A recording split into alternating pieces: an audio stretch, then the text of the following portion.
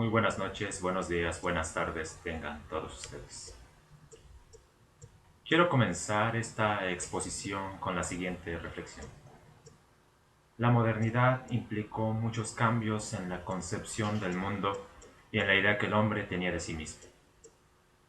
Reconoció su capacidad transformadora del entorno, su poder creativo sobre la naturaleza. El desarrollo de la industria, de la tecnología, de la ciencia es producto de tal renacimiento cultural y fue en tales circunstancias que se encontró al petróleo una utilidad que con el tiempo fue adquiriendo mayor importancia hasta convertirse en uno de los bienes más preciados en la actualidad, de mayor trascendencia económica, lo que incluso ha generado conflictos de carácter internacional. Siguiendo con lo anterior, el petróleo es indudablemente un recurso estratégico a nivel global. Todo en la actualidad gira en torno a él y es indiscutible que es un elemento de disputa entre las naciones desde tiempos relativamente remotos. En México no fue la excepción. Pese al derecho heredado por la nación al independizarse, las grandes industrias capitalistas pudieron acaparar la riqueza del subsuelo por disposición del liberal gobierno porfirista. Todo por haber omitido incluir en las normas fundamentales lo relativo a los bienes de la nación. En efecto, México, desde que entró al Concierto de las Naciones Independientes, omitió mencionar en sus diversos textos constitucionales lo relativo a la propiedad del subsuelo.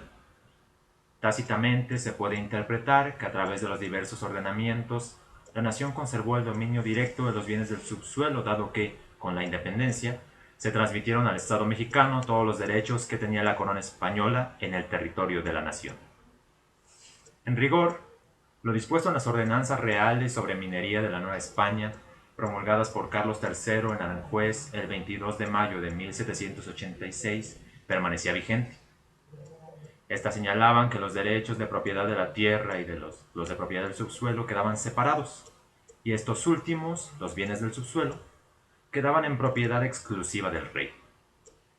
Dicho lo anterior, la nación mexicana se convertía en propietaria de aquellos, los cuales no sólo contemplaban los minerales sólidos como oro, plata y otros metales, sino también piedras preciosas y los bitúmenes o jugos de la tierra, como eran denominados en aquel entonces a los hidrocarburos como el petróleo. La transmisión de derechos y propiedades y obligaciones quedó ratificada con la celebración del Tratado de Paz y Amistad que se dio entre México y España el 22 de diciembre de 1836. En virtud de lo anterior, los derechos de la corona española sobre el subsuelo mexicano fueron transmitidos jurídicamente al Estado nacional. Fue, como ya se dijo, la política liberal de los distintos gobiernos independientes la que llevó a considerar al dueño del suelo como propietario también del subsuelo, de lo cual queda constancia en los distintos códigos mineros y leyes de finales del siglo XIX. Ahí, en ese punto, germinó la disputa entre un derecho originario de la nación y un supuesto derecho adquirido por los particulares. Pese a la privatización masiva del periodo porfirista y la cancelación del dominio eminente para atraer el capital extranjero, la obra jurídica del constituyente de Querétaro nulificó de forma absoluta los derechos de propiedad que tenían los particulares sobre el subsuelo y declaró revisables todos los contratos y concesiones relativas a este ámbito celebrados desde 1876, cuando estos implicaran graves perjuicios para el interés público. Sin embargo, aquella afortunada determinación no fue obra de un grupo de hombres solamente, sino, como puede verse, se trató de un proceso histórico del cual la Constitución fue la obra cumbre.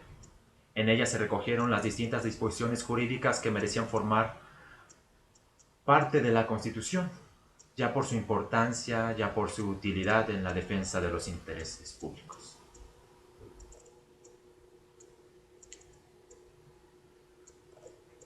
Pero hubo que esperar cerca de 20 años para que el gobierno se decidiera a hacer frente a las compañías petroleras y de esta forma recuperar para la nación lo que de forma eminente, inalienable, indescriptible, le pertenecía. La verdad es que en esos 20 años las normas constitucionales no habían sido hechas valer por los distintos gobiernos revolucionarios. dado que las distintas circunstancias internacionales no lo permitían. El requerimiento de petróleo por las grandes potencias y por la Europa en reconstrucción, así como el creciente poderío de los Estados Unidos, evitaron que en ese entonces se promovieran importantes políticas públicas en favor de la efectiva nacionalización del petróleo.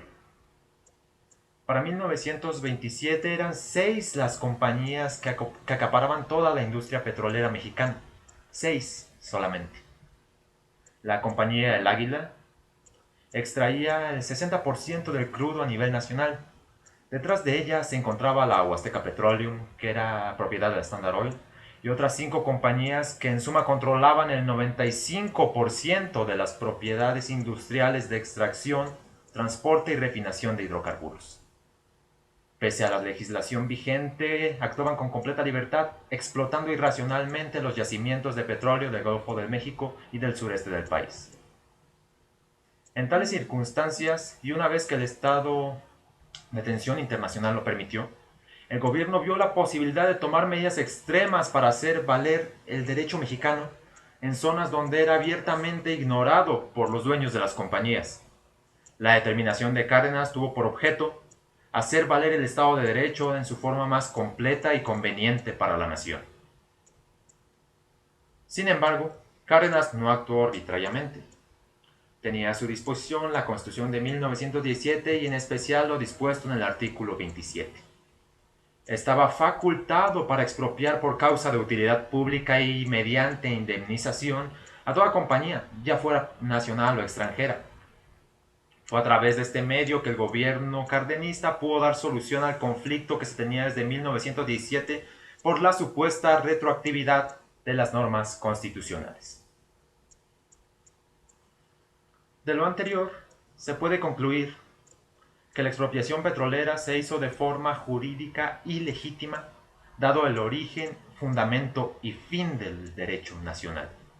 En todas sus modalidades, los Estados-nación son libres y soberanos dentro de sus propios territorios.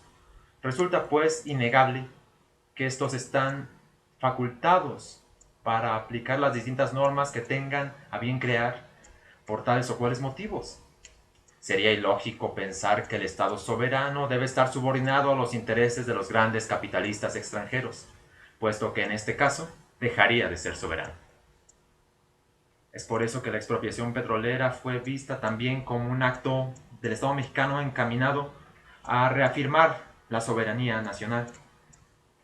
Y fue tras la coyuntura de 1938 que la patria pudo recibir los beneficios de la explotación petrolera y gozar de las riquezas del subsuelo que desde siempre habían formado parte del patrimonio inalienable de la nación.